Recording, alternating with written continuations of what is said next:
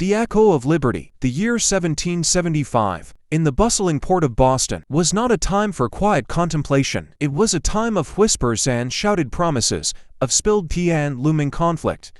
In the heart of this storm lived Elias Thorne, a man whose only loyalty was to a well-aged run and a perfectly turned phrase.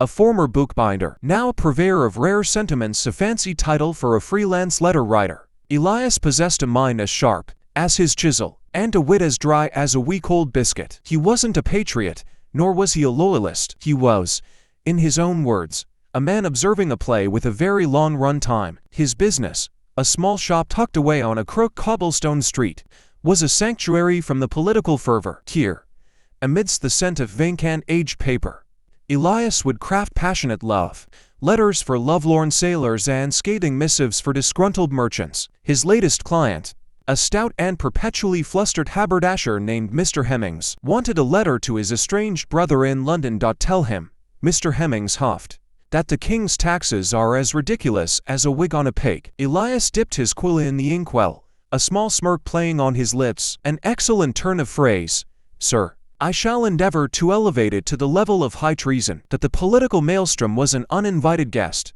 even in Elias's quiet corner of the world. One chilly afternoon, a young woman burst into his shop. She was a whirlwind of energy and indignation, her eyes sparkling with a fire that Elias had only ever seen in the most fervent pamphleteers. Her name was Eleanor Finch, and she was the daughter of a well-to-do merchant who had made his fortune on West Indian sugar. Unlike her father, who viewed the escalating tensions with a pragmatic eye, Eleanor was a devoted patriot, her heart ablaze with the ideals of liberty. I need you to write a letter, she announced, her voice a clarion call in the dusty shop, to my father. He is a man of means, a man of influence, and a man who is utterly deaf to the cry of freedom. I want you to write a letter that will make him hear. Elias raised a skeptical eyebrow. And what, precisely, is the theme of this theatrical production? The truth, she declared, her fists clenched, that we are not merely subjects, but people, that our futures are our own to forge, not to be dictated by a distant king and a corrupt parliament. Elias leaned back in his chair, a familiar sense of amusement bubbling within him. He had written countless letters, but never one intended to dismantle a family over political beliefs. My dear Miss Finch, he began, you're asking me to be a political mercenary. My fee for such an undertaking is considerably higher than for your average sonnet. Eleanor, however, was undeterred. She pulled a small velvet purse from her pocket and placed it on his desk. The weight of it was substantial. I'll pay whatever you ask, but I need you to understand, this isn't just about my father. It's about every man who sees the storm on the horizon and decides to keep his head in the sand. I want you to write something that will sting, something that will make him feel the weight of his own inaction. A glint of genuine interest sparked in Elias's eyes. He saw not just a client, but a challenge. He saw a chance to wield his wit not just for a profit, but for something that might, just might, matter. Very well, Miss Finch, he said, taking up his quill. Let us write a letter that is less a plea and more a declaration of war. And so, as the first shots of the revolution were about to be fired just outside of Boston, a different kind of battle began within the quiet walls of a bookbinder's shop, a battle of words, of ideals, and of a shared, burgeoning sense of purpose. Elias Thorne, the man who had always stood on the sidelines, was about to discover that some plays are simply impossible to watch from the cheap seats. The Unlikely Courier. The letter to Eleanor's father, a masterpiece of subtle provocation and impassioned rhetoric, did not, as it turned out, convince him to join the cause. Instead, it convinced him that his daughter had gone mad. In a fit of paternal frustration, he forbade her from speaking of politics and threatened to send her to live with a spinster aunt in the countryside. He called it a well-written but misguided diatribe. Eleanor reported to Elias, a storm cloud of fury on her brow. He said the only thing it proved was that I'd spent too much time with rebellious scribblers. Elias, surprisingly, found a peculiar sense of pride in her father's condemnation. Ah, so the man of commerce sees the true value of my work, he mused, a wry smile on his face. A well-written diatribe is a thing of beauty. Miss Finch, it's a truth so sharp, it can cut through a man's comfortable ignorance. But Eleanor wasn't there for a lesson in literary appreciation. She was there with another, far more dangerous request. I need you to deliver something for me, she said, her voice dropping to a conspiratorial whisper. She placed a small, tightly wrapped packet on his desk. "It's a message. For a friend in Philadelphia. It's information." Elias's heart, a muscle he had long believed to be immune to anything but cheap gin and good company, gave a small, nervous twitch. "Miss Finch," he said, his voice unusually serious. "I am a letter writer, not a courier. Especially not a courier of information, in a city where the British are watching every shadow." "It's simple, Elias," she insisted, using his first name for the first time. "It's just a message, a simple journey south." He shook his head. "There is no such thing as a simple journey when you are carrying something that could get you hanged." Eleanor leaned forward, her gaze intense. "I'm not asking you to fight, Elias. I'm asking you to use your particular set of skills.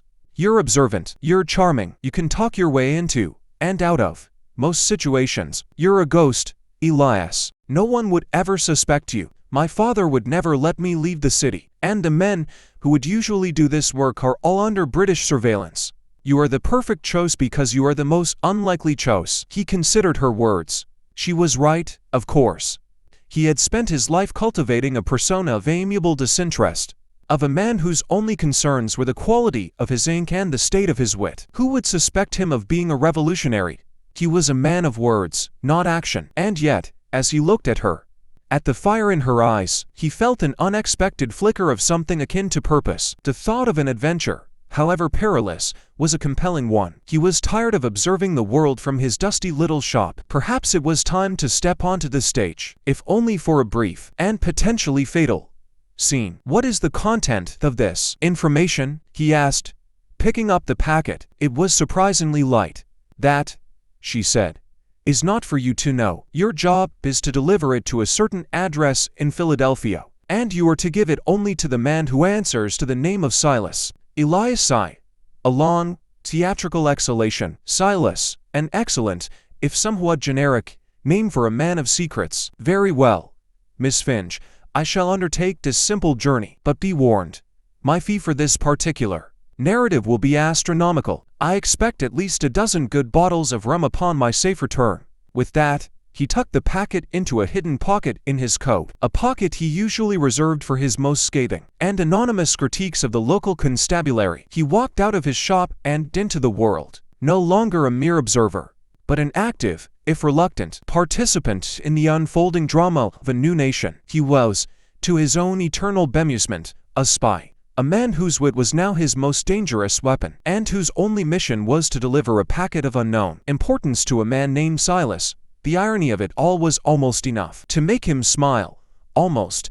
The perils of a witty spy. Elias's journey south was a masterclass in the art of blending in. He was not a man of grand gestures or bold declarations. He was a man of small, quiet observations. He listened to the gossip in taverns, noting the at-band flow of British troops. He traded witty barbs with ferrymen, and shared tales of his travels as a gentleman of letters with fellow travelers, all the while keeping the small, tightly wrapped packet hidden safely away. He was a chameleon, a shadow, a man who saw everything and said nothing of importance. It was in a small, nondescript tavern in Trenton, New Jersey, that his carefully constructed facade nearly crumbled. He was sipping a watered-down ale, listening to a group of British soldiers complain about the colonial heat and the stubbornness of the local populace, when a man sat down across from him. He was a tall, imposing figure with a no-nonsense demeanor and an unsettlingly direct gaze. He had the unmistakable air of a man who dealt in facts, not fictions. "You're a long way from Boston, friend," the man said, his voice a low rumble. Elias, ever the wit, raised his glass. "And you, sir, are a long way from a decent tailor." The man did not smile. "My name is Silas. I believe you have a message for me." Elias's heart, which had been performing a delicate, rhythmic waltz for the entirety of his journey, suddenly decided to do a frantic jig. He looked at the man, this imposing figure, who was clearly not the kind of person you gave a witty rebuttal to. He was a man of action, and Elias was, as he had so often reminded himself, a man of words. "Silas," Elias said, feigning an air of mild confusion, "I'm afraid you have the wrong man. I am but a humble bookbinder, a gentleman of letters. I carry no messages, save for the occasional sonnet for a lovelorn lass." Silas leaned forward, his gaze unwavering. "There's a lot of talk in the city about a man from Boston, a man who writes letters that sting, a man who is witty and charming and who thinks he can outsmart a whole army." He paused, his eyes narrowing. "They say you're the most unlikely spy there is. A man who looks like a poet but has the heart of a revolutionary." Elias, for the first time in his life, found himself at a complete loss for words. His carefully crafted persona had been seen through, not by a British officer, but by a man who was, presumably, on his side. Silas, sensing his distress, gave a small, almost imperceptible smile. "The packet, if you please. Miss Finch's message to the Continental Congress is an important one. We've been waiting for it." Elias, with a sense of immense relief and a touch of professional jealousy that his carefully guarded secret had been so easily uncovered, handed over the packet. "You were expecting me?" he asked, unable to help himself. "Your reputation precedes you, Mr. Thorne," Silas said, carefully tucking the packet into a hidden pocket of his own. "Your wit, as it turns out, is a more effective disguise than 1,000 different faces. People assume a man who talks so much and so cleverly has nothing to hide." Elias felt a strange mixture of pride and mortification. He had succeeded, but not because of his careful planning or his clever disguises. He had succeeded because he was so thoroughly himself. "I'm afraid my journey back to Boston is less a matter of wit and more a matter of survival," Elias said, a touch of genuine worrying in his voice. "The British are thick as thieves in this part of the world." "Then you will need a companion," Silas said, rising from the table. "A man who knows the back roads and the lay of the land. A man who knows how to deal with more than just a well-turned phrase." He gestured to a large, imposing man sitting in a dark corner of the tavern. He had a scarred face and a glint in his eye that suggested he had seen more than his fair share of conflict. This was Jedediah, a former trapper and now scout for the Continental Army. Elias, the man of letters, was now being paired with a man of action. The two of them, a poet and a mountain man, were to make their way back to Boston, a journey that would test their shared ideals and their wildly different ways of seeing the world. As Silas disappeared into the night, Elias found himself sharing a table with Jedediah. The trapper said nothing, but his presence was a loud, unyielding force. Elias looked at him, and then at his nearly empty mug of ale. This was, he realized, not a play he was watching. It was a play he was in, and the new act was just beginning. The final act, he suspected, was going to be the most dangerous of all.